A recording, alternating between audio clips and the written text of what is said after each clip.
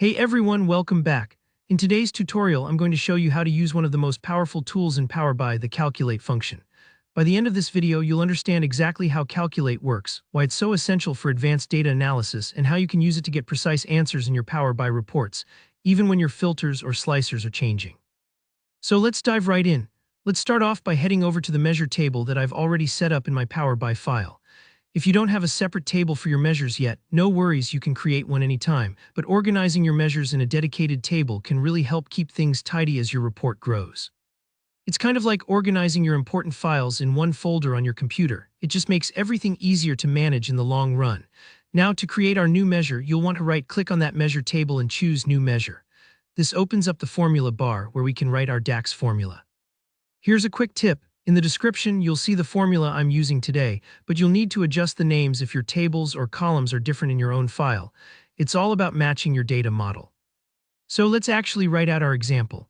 Imagine we want to calculate our total sales, but only for the year 2024. We'll call our measure sales 2024, and the formula looks like this.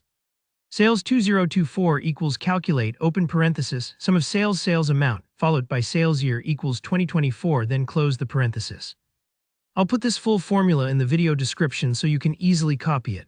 Now, typing this out might take a couple of moments, so don't worry if you need to pause and double-check your column names. Accuracy here is key to making sure your calculations work as expected. Once you've created the measure, you can add it to a table or a card in your report to check the results. This is the fun part. You'll immediately see the impact of the Calculate function. And if you're following along with my sample data, you'll notice that the measure adds up the sales amounts for just the year 2024, no matter what filters or slicers you're playing with on your report page. Now let's talk about why Calculate is so important. Normally, when you use something like sum sales amount, that calculation changes whenever you interact with filters or slicers in your report. For example, if you select 2025 in a year slicer, the sum will update to show only 2025 sales. But Calculate is special. It lets you override those filters and create your own custom filter context. In our example, by setting sales year equals 2024 inside Calculate, we're telling Power BI, ignore whatever filters the user selects for year, I only want the total for 2024. This is what makes Calculate so powerful. You're not just adding up numbers, you're controlling how and when those numbers are included.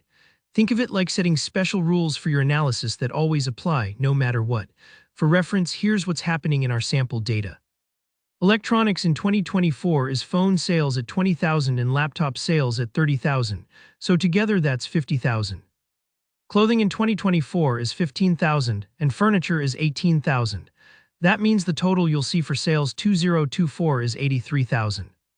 What's neat is, even if you put a slicer for 2025 in your report, this measure stays locked at 83,000 because we forced the calculation to only use data from 2024. This can be a real lifesaver when you want summary stats like year-to-date totals or fixed targets that don't change as people interact with the report. So just to recap. Without Calculate, your measures will change whenever a user interacts with slicers and filters. With Calculate, you can build rock-solid calculations that always respect your own custom logic, no matter how the report is sliced or diced. And that's it. I hope this clears up how and why to use Calculate in Power BI. If you found this tutorial helpful, please hit that like button, let me know any questions you have down in the comments, and don't forget to subscribe for more Power BI tutorials and data tips. Thanks for watching, and I'll see you in the next video.